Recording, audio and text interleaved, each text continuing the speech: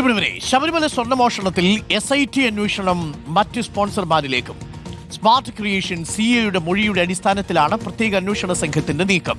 കട്ടളപ്പാളിയിലെ അന്വേഷണമാണ് ഉണ്ണികൃഷ്ണൻ പോറ്റിക്ക് പുറമേയുള്ള സ്പോൺസർമാരിലേക്ക് നീങ്ങുന്നത്. സ്പോൺസർ ഗോവർദ്ധന്റെ മൊഴി രേഖപ്പെടുത്തും.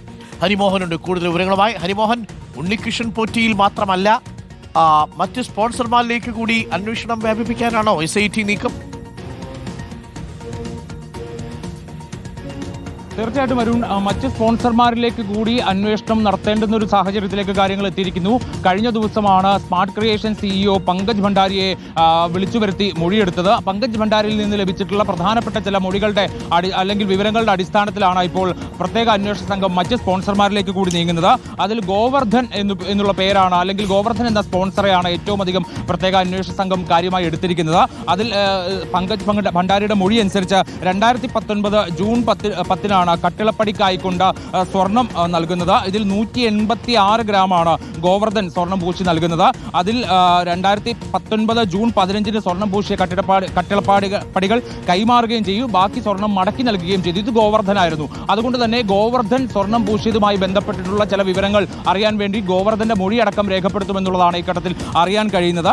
ഇതിൽ പ്രധാനപ്പെട്ട മൊഴിയാണ് പങ്കജ് ഭണ്ഡാരിയുടെ ഭാഗത്ത് നിന്ന് ഉണ്ടായിട്ടുള്ളത് എന്നുകൂടി ശ്രദ്ധേയമാണ്. ഇത്രനാൾ ഉണ്ണികൃഷ്ണൻ പോറ്റി എന്ന് പറയുന്ന ഒരു സ്പോൺസറും ഉണ്ണികൃഷ്ണൻ പോറ്റിയുടെ സഹായികളിലുമാണ് അന്വേഷണം നിന്നിരുന്നെങ്കിൽ ഇത് മറ്റ് സ്പോൺസർമാരിലേക്ക് കൂടി അന്വേഷണം നീളുന്നതാണ് കാണുന്നത്. 2019 ഓഗസ്റ്റിലാണ് ദ്വാരപാലക ശില്പങ്ങളിലെ പാളികൾ സ്മാർട്ട് ക്രിയേഷൻസിൽ എത്തിക്കുന്നത് എന്ന് നമുക്കറിയാം. പക്ഷേ അതിനു മുൻപ് തന്നെ ഈ കട്ടിളപ്പാളികളുമായി ബന്ധപ്പെട്ടിട്ടുള്ള ചില പ്രശ്നങ്ങൾ നേരത്തെ റിപ്പോർട്ടർ തന്നെ പുറത്തുവിട്ടിരുന്നു. അതിനകത്തെ വിവരങ്ങളാണ് പങ്കജ് ഭണ്ഡാരിയിൽ നിന്ന് പ്രധാനമായിട്ടും പുറത്തു വന്നിട്ടുള്ളത്.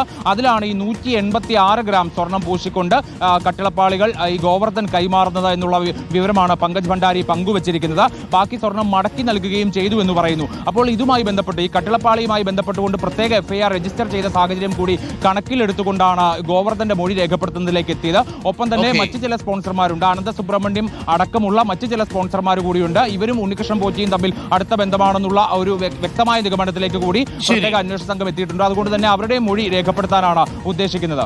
Arun, thank you.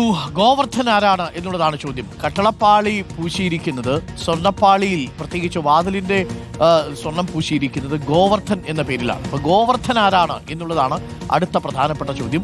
സ്മാർട്ട് ക്രിയേഷൻസിലും ഗോവർദ്ധന്റെ പേരിലാണ് ഈ സ്വർണം പൂശിയിരിക്കുന്നതായി രേഖപ്പെടുത്തിയിരിക്കുന്നത്. ഉണ്ണികൃഷ്ണൻ പോറ്റി, ഗോവർദ്ധൻ, ജെയിൻ, ഇനിയുമുണ്ട് മറ്റു ചില ആളുകൾ, രമേശ് റാവു. ഇവരുടെയൊക്കെ അന്വേഷണം നീളും എന്നാണ് നമ്മൾ മനസ്സിലാക്കുന്നത്. അന്വേഷണം എല്ലാവരിലേക്കും നീളണം. അതിലെന്താണ് നടന്നിരിക്കുന്നത് എന്നുള്ളതിന്റെ വസ്തുത SIT പുറത്തു കൊണ്ടുവരും എന്നാണ് നമ്മുടെ പ്രതീക്ഷ.